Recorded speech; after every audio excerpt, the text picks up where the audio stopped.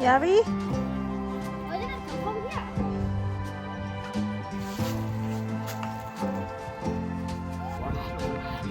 Bless her. Can I handle it?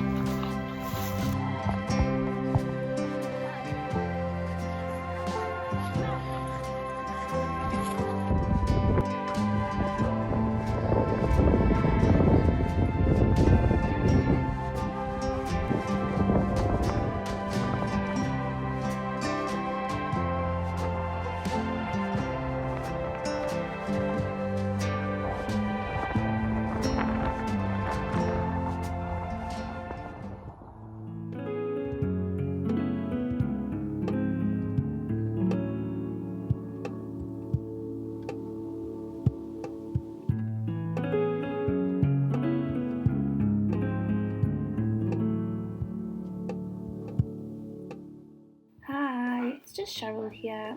So this video was recorded probably about 2 weeks ago, so I'm going to try my best to remember exactly what I've been doing when I'm looking at the footage. But I remember doing this. I remember that I needed to fill up this raised bed. Now the other 2 raised beds that I had been filling up, I had been getting sticks and leaves like I had done, but I had only done 1 layer of the sticks and leaves and I hadn't filled them that high.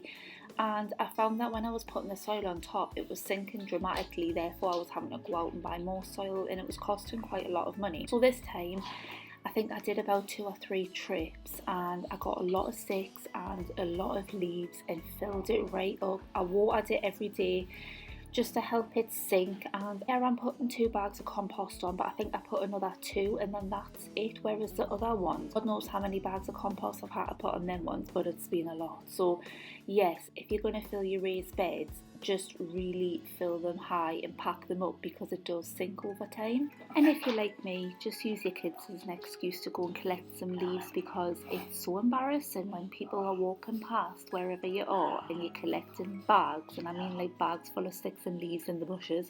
You get some really weird looks. So thankfully I've used my children as a good excuse to do this as an activity. And I'm so sorry about loads of background noise. I have my 2 little piggies running around behind me snorting away while I'm trying to do this. So I have already planted some peas and stuff into one of my raised beds, but after speaking to me nana, I don't think I actually planted enough, and I decided to plant some more, but I did them in cell trays like I did last year, just so that I could like catch up with the ones that were in the ground. I also planted me sweet peas. They're like a pink and purple colour, which I'm really excited to see. And then I planted some tomatoes as well. And here are some dahlias that I had got from Aldi a while ago.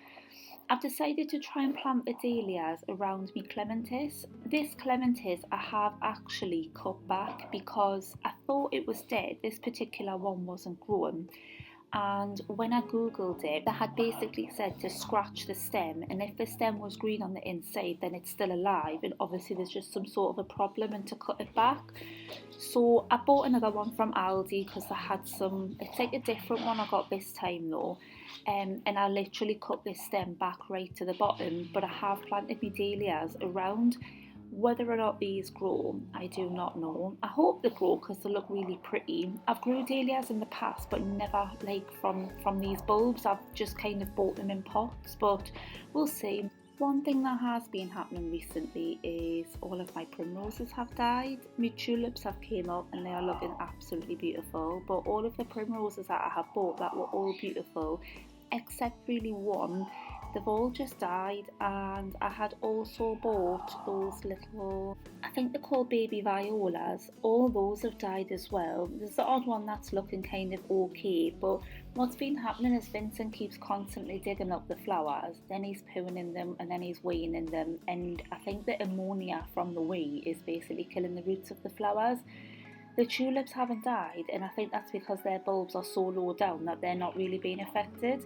But it's really annoying and I don't really know what to do about them. Part of us is thinking, should I do like a bit of a shrub kind of garden, but I like all of my flowers do I just pack that many flowers into this raised bed that he can't really dig them up, or he doesn't want to dig them up? I honestly just don't know what to do. Someone did suggest planting a catnip plant at the other side of my garden, kind of deter him away, and I was looking into it, but I'm a bit worried that I might attract other cats into my garden as well, because there's a lot of cats where I live.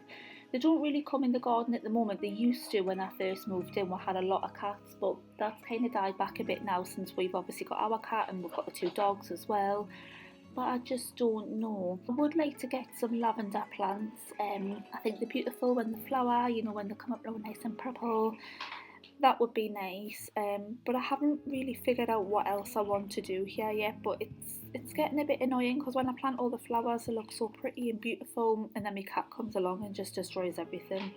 But I love Vincent, so I kind of have to balance it out and figure out what's the best way to do this. And to be fair, I shouldn't just put all of the blame on Vincent, because one of the dogs, Axel, he just likes sitting on me flowers.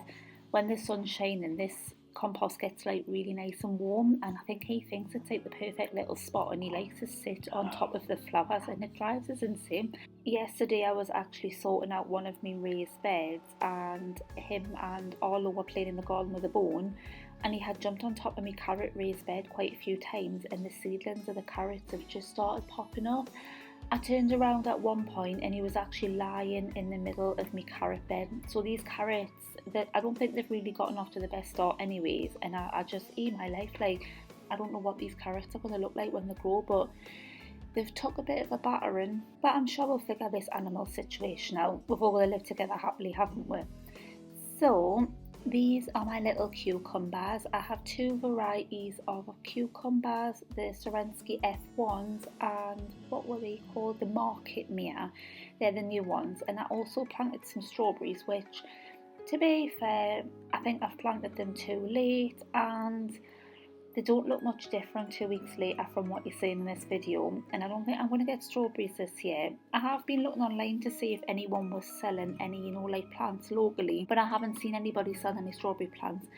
And to be fair, I haven't really looked in like B&Q or anything like that, and I haven't been to a garden centre either to see, you know, if I could get some strawberry plants. So I don't know if I will be growing strawberry plants this year. Here I'm just planting them into larger pots so that I can put them on my windowsill, and I'll move them into my greenhouse when it gets a bit warmer outside. Silly me, I was in my little moment, just, you know, planting all of my little plants, and I didn't realise that I had obviously planted 2 different varieties of cucumbers, and I just planted them in pots and just started sticking them anywhere. I had a moment where I looked and I thought, oh my god, but thankfully because I recorded myself doing it, I've been able to then label them, otherwise I wouldn't have had a clue which cucumber was which, and I don't really think you can tell either when they grow, but yeah.